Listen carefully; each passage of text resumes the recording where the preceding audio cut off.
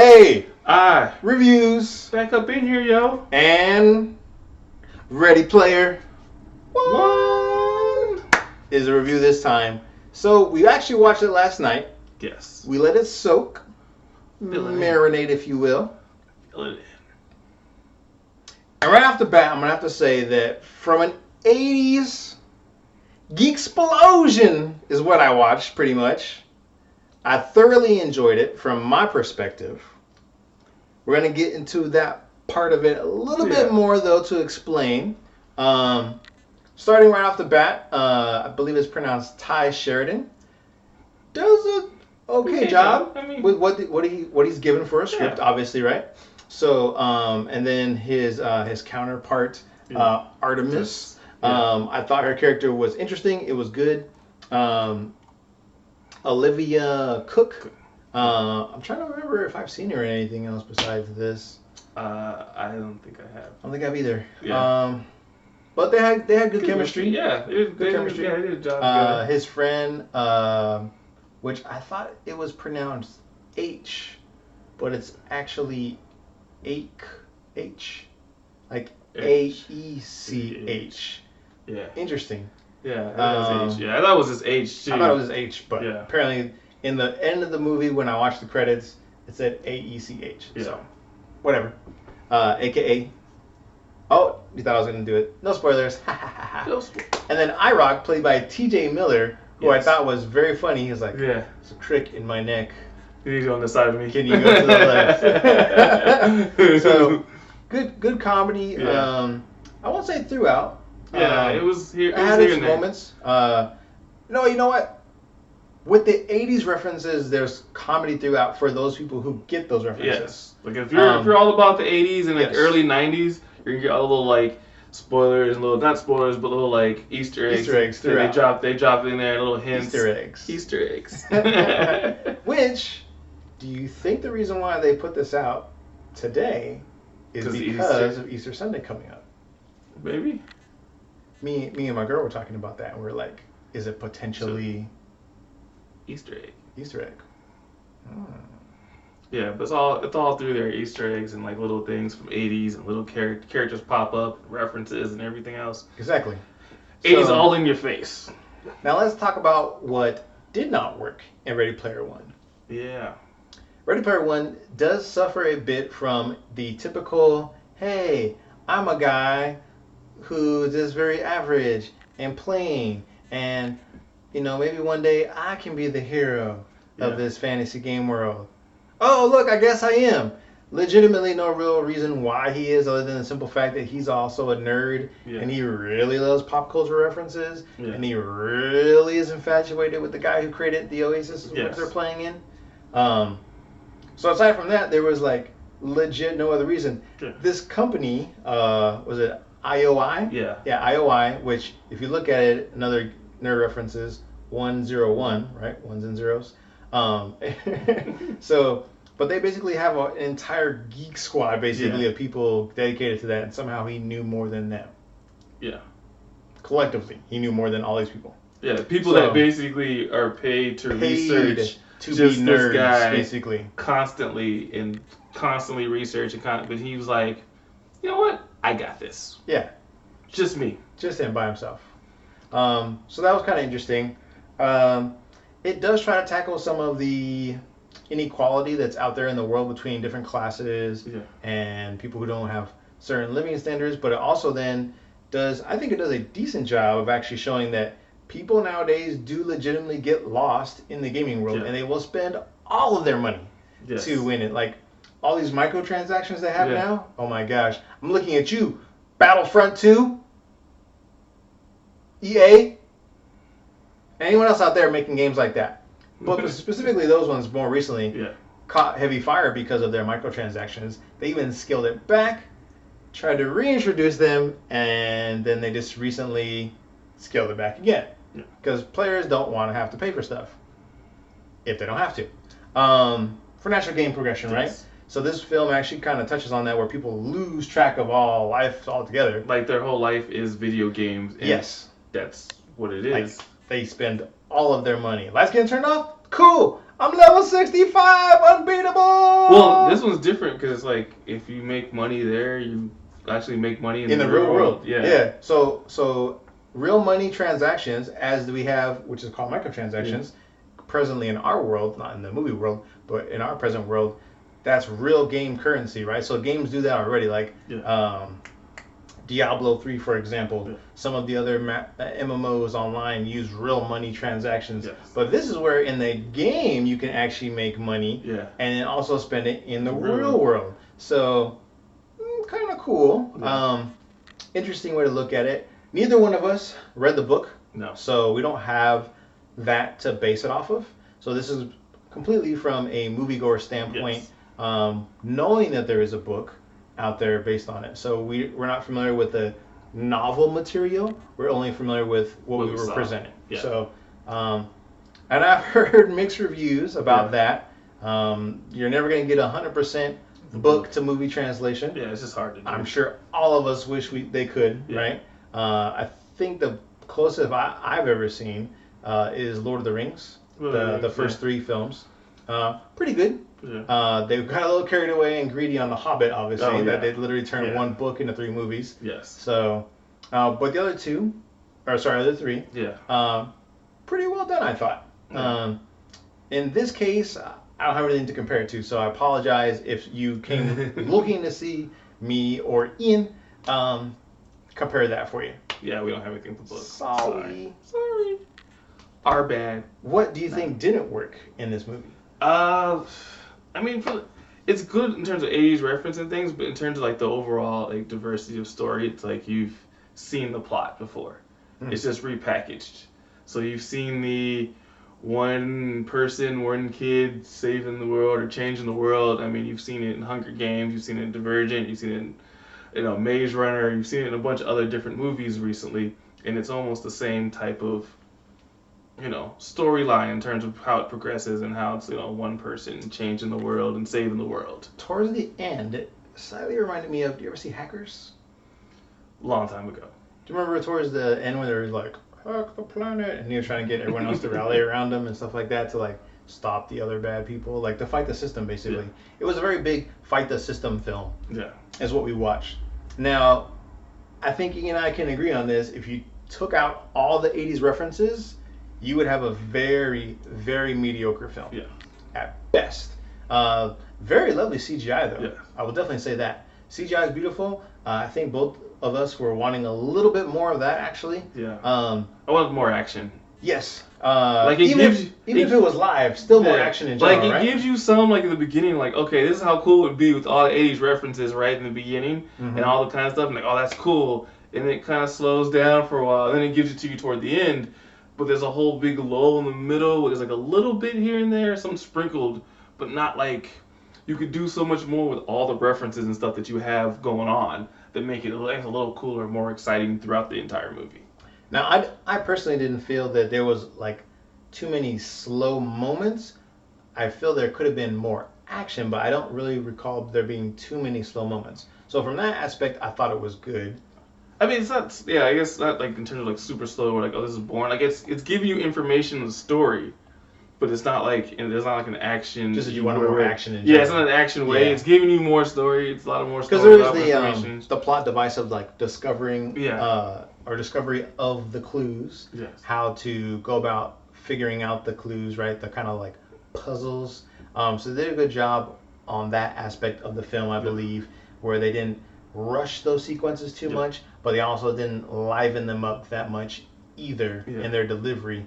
So there could have been more action in between. Yeah. I think like the first clue, like the first key they go after, that has the most action initially, right? And then the rest do kind of fall off a little bit. Yeah. Those sequences do seem a little bit more rushed as far as the storytelling is done. So not that they're slow, just that those probably could have been amped up or pulled up or something like that. Or expanded. There you go. Expanded just a little bit more to where they gave us a little bit more info and a little bit more action as to how they got the keys. Yeah. So. Or even like, I guess, in those moments, show more of, I guess, the Oasis. Yes. Like, it's supposed to be this far-reaching, and for the vast environment, right? For the most part, I think we saw, like, a few places. Like we saw the central hub a whole bunch. Yeah. We saw the research place a bunch. Yeah. And we saw like 3 different main locations because that's where those keys were at. Yeah. Oh, and the main PvP area, right? Yeah, well, they show that twice. Yeah. I think a little bit, but they go like at the beginning they kind of give you overall where the Oasis is and what's all there, and I'm like, well, quite cool, but like it shows all these different things, but like we don't even really. Oh, and the one dance hub. Yeah. And yes, in the opening scene, they are explaining how vast the Oasis is, and he's talking about if you wanted to do this, if you want to do that, if you want to go in this place, and it's like a Kiss Hotel or something like that. Yeah. But we don't actually get to see any of those places outside as vast as it is, you repeat a lot of the same places. Yeah. And it's like, why do you need to repeat this? If this vast. So there was potential in the film to explore some of those more in the story. I'm sure maybe in the book they probably do. I may be misspeaking on that, but I don't know for sure. Yeah. Just saying, I thought it was a missed opportunity, right? Yeah. So we're going to go to the final review portion of our show. So, scale of 1 to 5. I'm going to let you go first. 1 to 5. As we normally do at this time. I would normally probably give it a 3. The 80 references kind of get it to a 3.5. Okay. Just for like the little references and the cool little like Easter eggs. It's a 3.5, but 3 to 3.5. All right. And so for myself, I'm going to give it a solid 3. 80 references for me personally.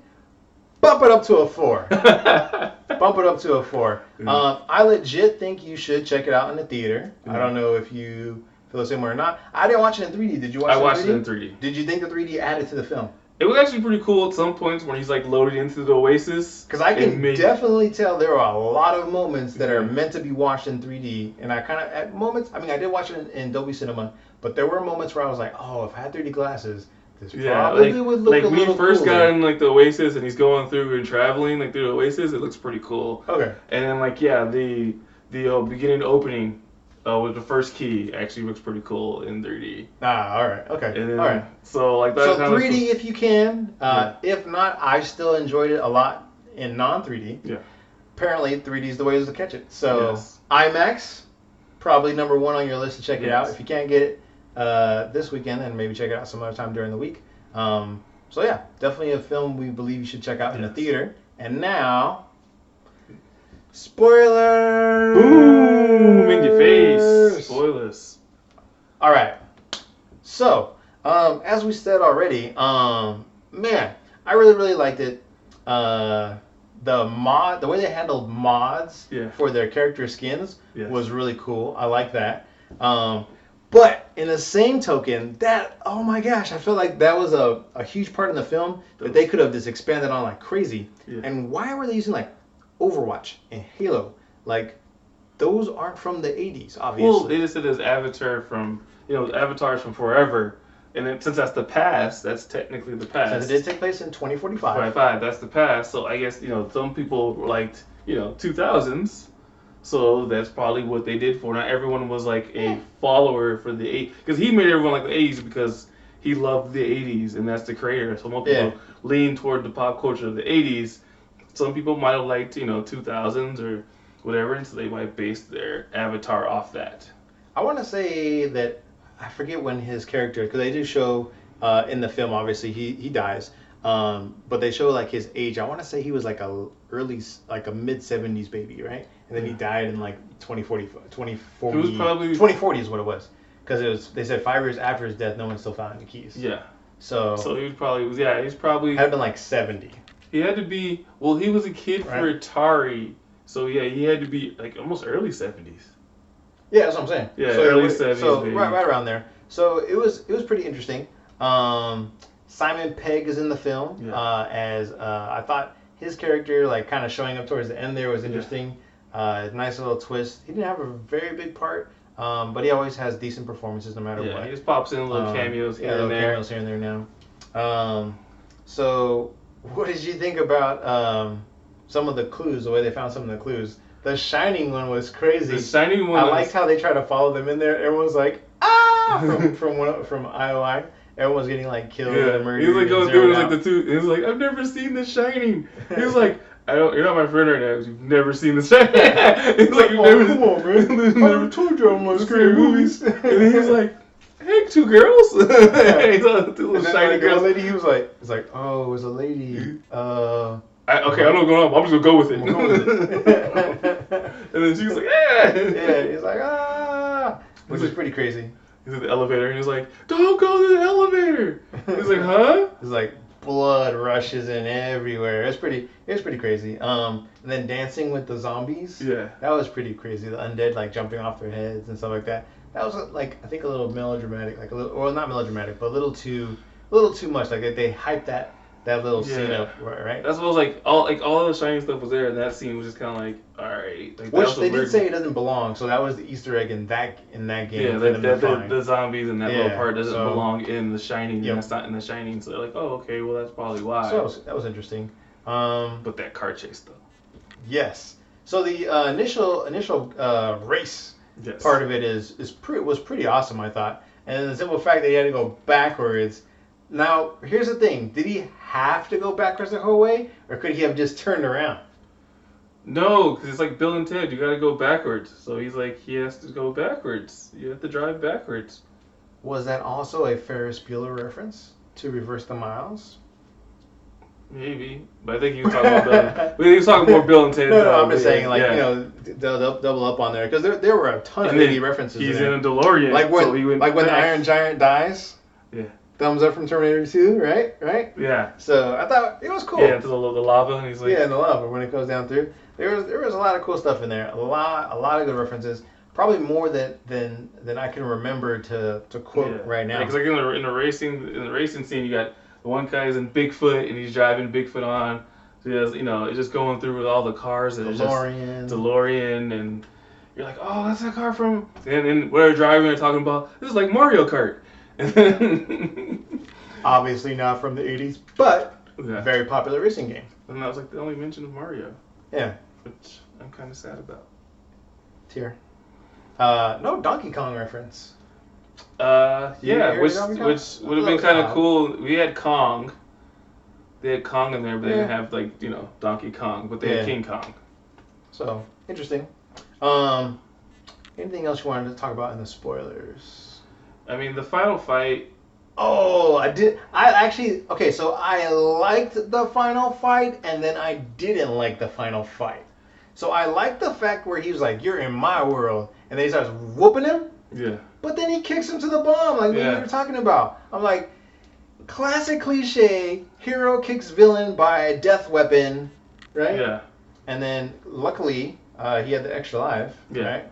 So. But even the big battle scene, I was just like, you were out. I told him, it was like, you're outnumbered. You should have just wiped that whole forces clean. Because most of them are death match players anyways. He literally rallied the world. Yeah. Against this company. Although, to be fair, they did make it seem like he rallied Columbus, Ohio. But they said when he's talking is going out to everyone. So it's streaming the entire world is out here, and they're all playing. So that means the world is coming to this location to fight. That means that little company would just get annihilated. They should have. And like they're fighting like Mechagodzilla. No one else is like, oh, we should fight them too. They're the biggest target on. Well, they were, but he was just destroying everybody, right? And the other thing too, the item that he uses.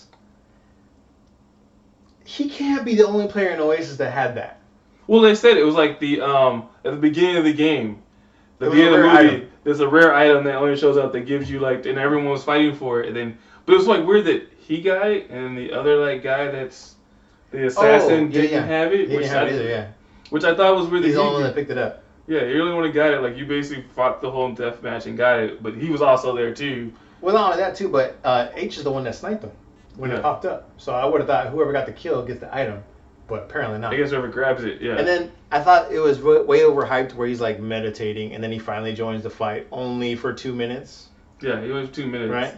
And then he's like, you're going to run out of time, leave. And he just kind of just stands there. And to be fair, I mean, goodness gracious. I mean, I've seen 2 minutes in Dragon Ball go way longer than that. Yeah. You know what I mean? That was like a fast 2 minutes. Like, Yeah. even for real world time, that was a fast 2 minutes. So that could have been a little bit better. Although I know they had to, like, apparently drum up the dramatics when she throws the monster ball grenade in and, like, blows them up. I just thought that could have been done a little bit better. And that's why I said the final fight, I liked it and then I didn't like it. There were aspects of it I didn't care for. An Easter egg in a game to find the Easter egg, I liked that at the end. That was cool. Where it actually took like a legit real gamer to figure things out and everything else for the final one, and then to understand that you got to have a balance of real world and entertainment, basically, right? In the virtual Don't get world. lost in the video game. Yeah, because you still need the real world to have, and that whole thing about him being an Oasis, like he wants it to be. He's like, everyone treats it like it's life, and he's like, I want it to be a game. It's it's game. supposed to be a game. It's not the world. I'm not making the world and this whole universe everyone will get lost into. Exactly. I want it an end. I want it to end. Like, and that's kind of what he was looking for. Yeah. So it was like I said, it had its downfalls, but I think that the pluses far outweigh the downfalls in my personal opinion. Yeah. So again, I still give it 4 stars for the 80s references. I'm gonna go ahead and say it. I'm a nerd. Sorry, I loved it. I love the 80s. I was looking at all the little stuff in there. They're talking about. I love the 80s references. There is legit probably enough where if you have not seen a ton of 80s films, you're gonna go over your head. A lot of it will probably go over your head, or you'll be like, "Wait, was that a reference? I don't know." Right? Yeah. So, little things. I liked the usage of technology in this film as well. Yes. Obviously, we're probably not there yet. We're getting pretty close on some of the technology. I will admit that. I just can't wait till we get a little further along. Yeah. So yeah. Minecraft world, Joe. Yeah, right. That was kind of cool. Anything else you want to add for spoilers or no? I got nothing else. I think we went through most of it, as opposed to, instead of a chest bursting alien coming out and getting you. That was hilarious stuff. As Goro. You know, he's like Goro, right? He grabs him. He's like, that was great. Holy crap! And then he's like, He's like, what the hell? He's climbing up, and then she's like, hey. Got you. That was awesome. I was cracking up in the theater. I was legit cracking up. A whole bunch of people were like, what? I was like, really? Aliens? No. No, you don't get the aliens? You mix aliens and Mortal Kombat? That was... Okay. That was awesome. Anyway, that when I saw his chest move, I was like, aliens. No, you know what it was? I thought she was gonna like burst out like she was an alien, like messing around, like That's what I thought she was gonna do. It was an alien. I was like, what the heck? And then it was on her hand, and I was like, oh man. It was like the Clark Kent glasses though, the Clark Kent glasses. That was smooth. He's like, should I change your pet? And it changed his whole hair. And he put and then when he takes it off, right, and just puts the glasses away. That was cool. Which they explore a lot of the Oasis stuff, and that's the only thing I actually wish they would have is like to change the avatars, all the people there. It's like, yeah, they spend a lot of time in the real world, but it's like there's a lot of the Oasis you didn't really explore or get into. Now that you said that, I legitimately think this was probably one of those books where they could have easily made a part 1 and a part 2, and probably would have had enough content to do it. Yeah. Right? So, that's all I have to say about that. Yeah, like just exploring the Oasis. Because like, it felt like you have 3 keys, but the 3 keys are located in like only like the most 2 of the most common areas. Dark places, right? Yeah, that's like, well, two of them are the most common areas besides them going to the, well, the first one was the one that someone else found out, right? And then everyone knew that it was a race, but no one would ever win the race. And then the other one was a Shining, which no one actually was going to before he figured it out. And still no one went to it. And no one was going to. And that's the thing I had with the company is like they never found any of the keys.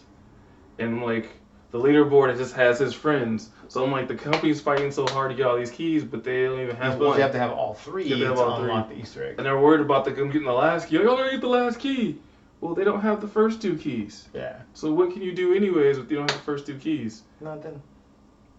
So, I mean, it's little holes here and there, but, they're like, here's some 80s reference. Forget about that. It's almost like the suspense level. Like, they had a hard time trying to build up the suspense. Well, I'm sorry. Not a hard time building up the suspense, but giving you actual reasons to feel that they were going to lose. Yeah. The only thing that makes you even think that they might have a chance of beating them is they put up that force field. Yeah. And you're like, oh, but then if you actually stop and think about it, you're like, wait, did they even have any keys? Yeah. Doesn't even matter. So if they get that one key, then it's like, well, I still got the other two. Yeah, you still got the other two. Or maybe they're thinking that now that they know how to get those other two, that they'll be easier. Lock. Well, the force field will lock everybody out. Yeah, that last third key. one. Maybe that's what they figured. And then they can just go get the other two whenever they can. So maybe that's where it comes into play. Maybe. However, it would have been nice if they explained that plot device. Would have. Anywho, check it out. I thought it was good. I think Ian thought it was good. 3 to 3.5, 3 all the way up to a 4-star for 80 references. 80, Joe. So, like, comment, subscribe. Let us know if there's any films you want us to check out, review. Anything on Netflix, anything on Amazon, anything on Hulu. We will peep it for you. Until the next time, everyone. Make sure you share it to everybody. Oh, I almost forgot to say that. Thank you, Ian. Everybody. Everybody. Until the next time. Peace.